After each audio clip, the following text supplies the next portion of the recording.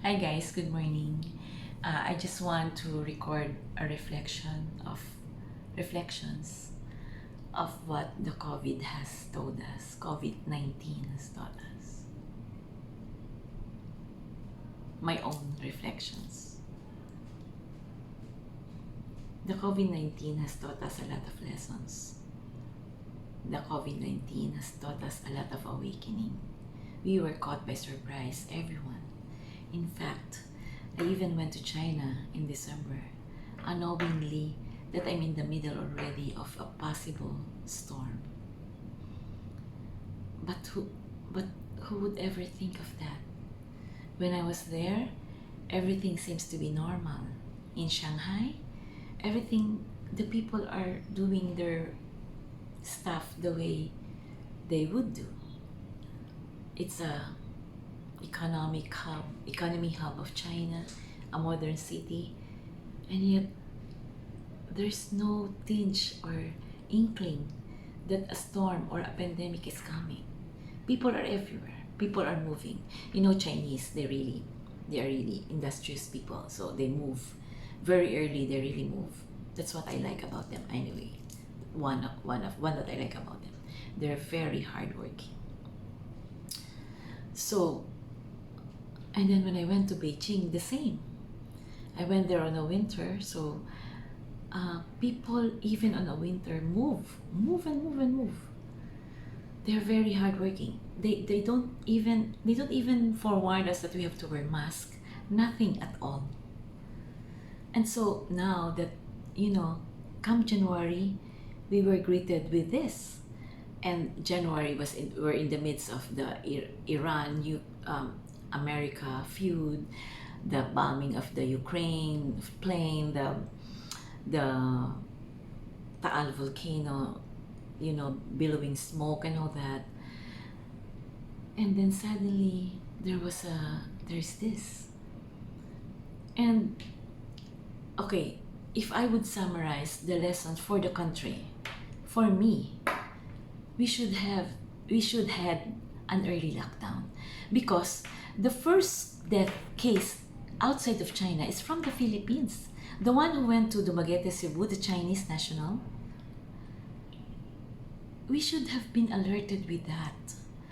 I mean, this is not the first time that there is a pandemic. I mean, there was MERS-CoV and all that, and of course that's not a pandemic. But when I say there was a virus, so I think people should have forewarned of that early lockdown. That's what Taiwan, Vietnam did. Hong Kong did.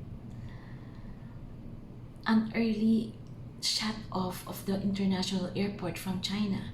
Unlike us, we even allowed a plane direct from Wuhan to Boracay and then asked them to go back. But of course, they already met some people there. So we should have an early lockdown.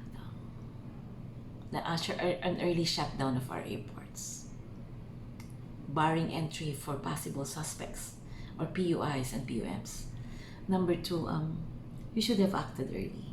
Yun yung saying ng mga teachers ko noon, tsaka ng parents ko. Daig ng maaga pang masipag. Dapat talaga, you should have acted early. Just like what New Zealand did, Taiwan did, and Vietnam did. Number three, we must believe in our healthcare system, even if we have the weakest in the world. Look at Vietnam. I've been to a hospital in Vietnam because I passed out in one of my trips. Their facility is way below ours. And yet, look at Vietnam. As of now, what? I don't know, 0 death pa rin ba? The last time is 0 death. Still and all, I've been there quite a number of times. And people there are dikit-dikit. Third, the president or all the leaders should have strategized this very well, including, the importance of data, the importance of strategy, the importance of hiring people who are aware that, doktor na, o pag ikaw ay nagkasakit na ganyan, mahahawa mo ilan. Yeah, I like the military. Yeah, I admire them a lot. I like them about strategy, Sun Tzu's Art of War. I like them. Walang problema doon. But what I'm saying is, we need people who know about a particular virus or medical approach. So yun yung isa sa nakita kong learning. And of course, we should have, typical of a finance person, we should have planned and allocated our resources very well. Yeah, we gave dole-outs. Walang problema dun sa akin. Kaya lang baka lang hindi tama dun sa iba. And perhaps, like right now, there's already a spike or surge of cases, 57,000 cases. What will we do? We cannot stop the economy because of that. Okay. So on a personal note, what are my learnings insofar as the pandemic is concerned? Number one, that nothing is permanent. That really the only permanent in life is change. Nothing is permanent. Everything can change in a minute, in a second. Nothing is really permanent. You should not reach on your laurels and sit on your comfort zones, because as it is, nothing is permanent. Look at what the pandemic did, diba? Okay, number two, that you would realize what really is essential to you. And then you would realize, nga pala, no, the Maslow's theory of motivation really is the one that's important to us, no? Our faith, of course, which is not in the Maslow, but it's basic. Our faith, the food that we eat, our shelter, a little clothing, and the people we love. What we do as, fancy clothes, fancy bags, the thousands, even millions, are not at all important. What is important is our health, our being. What is our purpose in life? What are we here for? Sorry, this is really spontaneous. I do blogs that are spontaneous. I don't want this to be dictated. But what is important in life? You realize what matters to you now. Third is, you realize the value of saving. I could imagine people who are into a daily way of life that has no savings and probably has not been given ayuda at once. You can just imagine. Wow, it's so difficult. I've lived a life when we were younger that my father was a fisherman, in such a case that what we will eat tomorrow, I don't even know where we'll get that money from. It's just good that we have tindahan there, store that would lend us, give us bigas or rice and a little can of sardines to tide things over. And then, when time comes that my father would catch fish, then we would pay. But what about those that cannot borrow or that don't have savings? So you can just imagine the impact that you really need to save. Really need to embrace the importance of emergency money. There is that thought that you don't save because you're saving for something. It's not eh. We should live like ants, wherein they really work hard, and then when they have these savings, that when the rain comes, they have this food that they would use.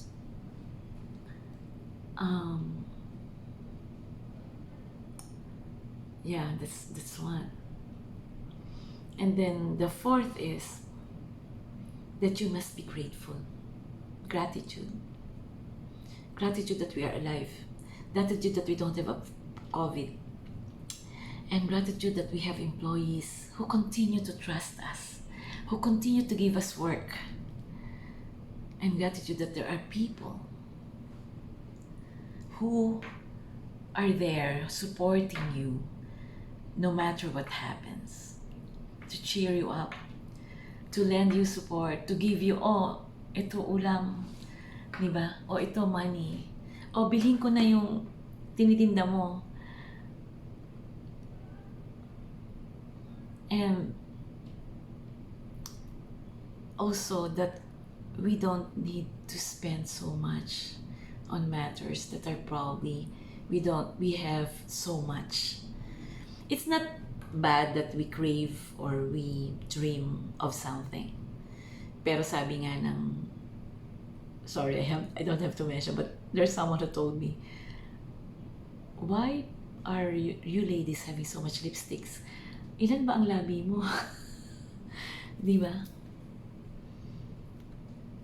And that six is that while we are now borderless, we live in we now in a global world, but there are times that we have to stop and pause.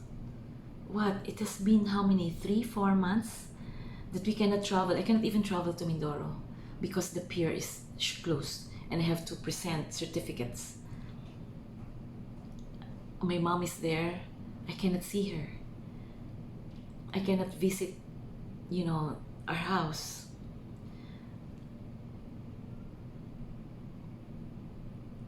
The pandemic might be a surprise to us and might be, shall I say, a jolt to everyone.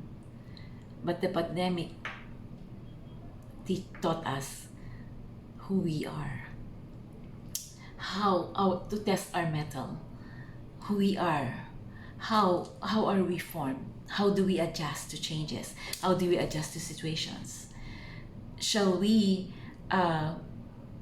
spend our time, bickering and complaining, or shall we rather think of how we can help other people, how we can sustain what we have, how we can focus on what is important to us. It's a pandemic. It is a surprise. It is indeed a jolt. It is indeed a test. But to me, the pandemic is an awakening. Awakening of who we are, what matters, who we are, what we value, and what should be the right attitude towards life. That every moment counts. If you would ask me what are my thoughts, the World Health Organization had said there is no normal in the foreseeable future. That is a big word. There is no normal in the foreseeable future. From the World Health Organization, OMG. You can see what the future is. And all that is left for me right now is, to remain resilient, to remain relentless, to remain positive, to remain strong as ever, because I've been strong actually for so many times, and to remain hopeful, and to remain faithful to God, to people who love me, and to people who really care. God bless you guys. We can make it. I'm hopeful that we can make it hand in hand if we hold on together. I love you and thank you for your friendship, guys. God bless us. God is good all the time. All the time, God is good. God bless you.